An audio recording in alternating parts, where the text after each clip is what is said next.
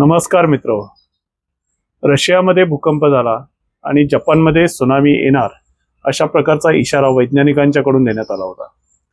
फक्त जपानच नव्हे तर चिलीपासून आणखी 6 छोट्या छोट्या देशांच्या मध्ये भूकंपाच्या मुळे येणाऱ्या सुनामीचा तडाखा बसणार असा संशोधकांचा अंदाज होता.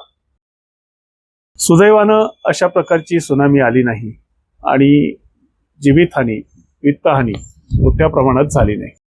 मात्र 30 जुलै 2025 रोजी भारतीय वेळेनुसार सकाळी 4:54 जो रशियामध्ये भूकंप आला, त्या भूकंपामुळे संपूर्ण जग आश्चर्यचकित झालं. कारण हा शतकातील 6वा सर्वात मोठा भूकंप होता, तर गत दशकातील हा सर्वात मोठा भूकंप होता. या भूकंपामुळे 6 मीटरपर्यंत उंच लाटा आल्या. मात्र ज्या ठिकाणी मानवी वस्ती आहे, लोक राहतात, अशा ठिकाणी मात्र अशा प्रकारच्या लाटा आल्या नाही आणि त्यामुळेच ही जीवित आणि वित्तहानी होऊ शकलेली नाही. 30 जुलैला सकाळी हा जो भूकंपाचा धक्का बसला, त्यापूर्वी आणि त्यानंतर छोटे मोठे मात्र किल्लारीमध्ये ज्या रिश्टर स्केलच्या भूकंपाने मोठी जीवित आणि वित्तहानी झालेली होती, त्याच्यापेक्षा जास्त तीव्रतेचे भूकंपाचे धक्के वारंवार बसत होते. त्यामध्ये 30 जुलैला सकाळी 5:07 6 Richter scale, 5:39 6.9 Richter scale, 5:46 6.3 Richter scale, त्यानंतर 6:28 5.8 Richter scale, 6:33 5.8 Richter scale, 7:27 5.7 Richter scale, 8 वाजता 5.9 रिश्टर स्केल, 4:54 त्याच्या अगोदर झालेला भूकंप जो होता तो 8.8 रिश्टर स्केलचा होता. तर 8 वाजता 5.9 रिश्टर स्केल, 10:35 5.7 रिश्टर स्केल अशा प्रकारचे भूकंपाचे धक्के बसले. त्यानंतर बराच कालावधी लोटल्यानंतर 10:35 5.7 रिश्टर स्केलचा धक्का बसला. तर सायंकाळी 8:17 6.4 रिश्टर स्केलचा धक्का बसला. 31 जुलै रशियाच्या या बेटासाठी शांत नव्हता. 10:57 6.2 रिश्टर स्केलचा भूकंपाचा धक्का बसला. या भूकंपाच्या धक्क्यामुळे संपूर्ण जगामध्ये एक भीतीचं वातावरण पसरलेलं आहे. अनेक इमारतींचं नुकसान झालेलं आहे. एका बालवाडीची इमारत कोसळलेलं समोर आलेलं आहे. मात्र रशियानं अद्यापपर्यंत नेमकं किती नुकसान झालं याची आकडेवारी काही जाहीर केलेली नाही. गत शतकातील भूकंपाचे मोठे धक्के जे बसलेले आहेत, त्यामध्ये 1900 साली 8.3 रिश्टर स्केलचा धक्का बसलेला होता. 4 नोव्हेंबर 1952 9 रिश्टर स्केलचा धक्का बसला होता आणि या धक्क्यामुळे 30 फूट उंचीच्या समुद्रात लाटा उसळलेल्या होत्या.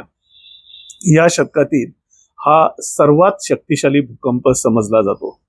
1960 साली चिलीमध्ये 9.5 रिश्टर स्केलचा एक भूकंपाचा धक्का बसला, ज्याला ग्रेट चिली भूकंप असं म्हटलं जातं, ज्यामध्ये 1655 मृत्यू झालेले होते आणि 20 लाख लोक बेघर झालेले होते. 1964 मध्ये अलास्काला भूकंपाचा धक्का बसला. तो 9.2 रिश्टर स्केलचा होता. त्या भूकंपाला सुद्धा ग्रेट अलास्का भूकंप म्हणून ओळखलं जातं आणि याच्यामध्ये फक्त 130 लोकांचे जीव गेलेले होते. मात्र $2.3 अब्ज इतक्या संपत्तीचं नुकसान झालेलं होतं. 2004 साली आलेला इंडोनेशियातला भूकंप कोणीच विसरू शकत नाही. हा 9.1 रिश्टर स्केलचा भूकंप होता आणि याच्यामध्ये 2,80,000 लोकांनी जीव गमावलेले होते. यानंतर उसळलेल्या सुनामीच्या लाटा ज्या होत्या, त्या लाटांचा तडाखा भारतातील तामिळनाडू राज्याच्या काही भागामध्ये सुद्धा मोठ्या प्रमाणात फटका बसलेला होता आणि सर्वाधिक संहारक भूकंप अशी या भूकंपाची ओळख आहे. 2011 साली जपानमध्ये तोहोकू या ठिकाणी भूकंप झाला. या भूकंपाची एक वेगळी ओळख म्हणजे जपानमधल्या फुकुओका इथल्या अणुभट्टीला या भूकंपाने तडाखा दिला आणि तिथून अणु किरणोत्सार बाहेर पडत होता आणि त्या किरणोत्साराच्या भीतीपोटी अनेक लोकांना त्या ठिकाणावरून स्थलांतरित व्हावं लागलं होतं. यामध्ये 1,30,000 लोक बेघर झालेले होते तर 15,000 लोकांचे बळी गेलेले होते. 1952 साली रशियामध्ये 9 रिश्टर स्केलचा जो भूकंप आलेला होता त्यामध्ये $10 लाख नुकसान झालेलं होतं. आत्ताच्या भूकंपातलं नुकसान मात्र रशियाने अद्यापपर्यंत जाहीर केलेलं नाही. सुनामीच्या इशाऱ्यामुळे त्या जपानमधल्या 20 लाख लोकांचं स्थलांतर करावं लागलेलं आहे. समुद्रामध्ये जी जहाजं फिरत होती त्या जहाजांना बाहेर यायला सांगण्यात आलेलं आहे. अणु प्रकल्पातील सर्व कर्मचाऱ्यांना जपाननं बाहेर काढलेलं आहे. सुदैवानं या भूकंपामध्ये सुनामी आलेली नाही. हा भूकंप म्हणजे नेमकं काय असतं तर जमिनीच्या पोटामध्ये आपल्याला माहित आहे की लाव्हारस आहे. हा लाव्हारस सतत फिरत असतो. या लाव्हारसाच्या मुळे जमिनीच्या पोटातून ऊर्जा बाहेर यायचा प्रयत्न करते. याच प्रयत्नातून ज्वालामुखी सुद्धा होत असतात. ज्वालामुखी येत असताना सुद्धा भूकंपाच्या हादऱ्यासारखे हादरे जाणवत असतात. मात्र या लाव्हारसाच्या हालचालीचा परिणाम हा पृथ्वीच्या आतमध्ये असलेल्या प्लेट्सवरती पडत असतो. त्यामुळं त्या प्लेट्स परस्पराशी कायम घासत असतात. या प्लेट्स घासत असताना जी ऊर्जा बाहेर पडत असते ती ऊर्जा ज्या वेळेस बाहेर यायचा प्रयत्न करते, अशी ऊर्जा ज्या वेळेस मोठ्या प्रमाणात असते आणि ती बाहेर यायचा प्रयत्न करते त्यावेळेस भूगर्भाला आतून मोठे धक्के जाणवतात आणि त्यालाच आपण भूकंपन किंवा भूकंप म्हणून ओळखतो. अशा प्रकारच्या भूकंपामध्ये होणारी जीवित आणि वित्त हानी जी आहे त्याचबरोबर सांस्कृतिक आणि ऐतिहासिक हानी सुद्धा होत असते.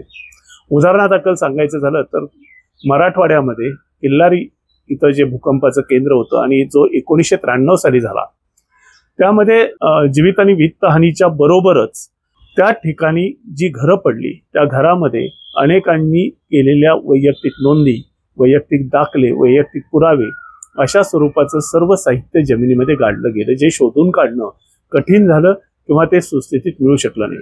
याचा परिणाम असा झालेला आहे की मराठवाड्याचा इतिहास आज खऱ्या अर्थाने लोकांच्या समोर येऊ शकत नाहीये. धरणीकंप होत असताना जी कंपनं होतात त्यामुळं आजूबाजूचा परिसर जो आहे तो हादरत राहतो. त्यामुळे भिंती हलतात आणि अनेक इमारती पडत असतात. या इमारतीच्या पडण्यामुळं त्याखाली गाडली जाऊन लोक मरण्याचं प्रमाण सुद्धा जास्त असतं. जर हा भूकंप रात्रीच्या वेळी आला तर ह्या भूकंपामध्ये होणारी जीवितहानी खूप मोठ्या प्रमाणात असते. भूकंपाचे धक्के, अशा प्रकारचा पाऊस, या सर्व गोष्टी नैसर्गिक आपत्ती या वर्षेवर आपल्याला दिसून येतात, घडतात आणि याच्यामध्ये होणारी हानी ही मोठ्या प्रमाणात आहे. आपण निसर्गाला जपलं तर निसर्ग आपल्याला जपणार आहे. म्हणूनच अशा प्रकारच्या गंभीर घटना ज्यावेळेस घडतात त्यावेळेस त्यांचं पूर्ण अवलोकन करणं आवश्यक आहे. भूगर्भातून उपसलं जाणारं अमर्याद पाणी, त्या पाण्याचं न होणारं पुनर्भरण पृथ्वीच्या आतमध्ये मोठमोठी पोकळी तयार करत आहे. या पोकळीमुळे भूकंपाची तीव्रता भविष्यामध्ये अधिक तीव्र जाणवणार आहे. त्यामुळे भूगर्भातून असं खोलवरून पाणी काढणं आणि त्याचं पुन्हा पुनर्भरण न करणं हे निश्चितच पृथ्वीवरील मानवासाठी, पृथ्वीवरील जीवसृष्टीसाठी अधिक धोकादायक असणार आहे. भविष्य काळामध्ये एखाद्या भूकंपामध्ये, विशेषतः भारत आणि उत्तर अमेरिकेतल्या भूकंपामध्ये बोअरवेलमुळं जे भूगर्भाच्या आतमध्ये पोकळी निर्माण झालेली आहे त्या पोकळीमुळे भूकंपाची तीव्रता वाढण्याची शक्यता आहे. त्यामुळे आपण निसर्गाला जपलं पाहिजे. निसर्गामध्ये ज्या गोष्टी आहेत त्या जशाच्या तशा राहतील आणि त्याच्यामध्ये आपण एक प्रकारचं सहजीवन जगू, अशा प्रकारची आपली जीवनशैली बदलण्याची आता वेळ आलेली आहे. नाहीतर स्टीफन हॉकिंग यांनी सांगितलेलंच आहे की 2600 सालापर्यंतच पृथ्वीवर मानवाचं अस्तित्व असू शकेल. हे भाकीत जर खोटं ठरवायचं असेल तर आपल्याला निसर्ग हा जपला पाहिजे, निसर्ग संवर्धित केला पाहिजे, तरच आपण आणि इथली जैवविविधता टिकून राहू शकेल. धन्यवाद.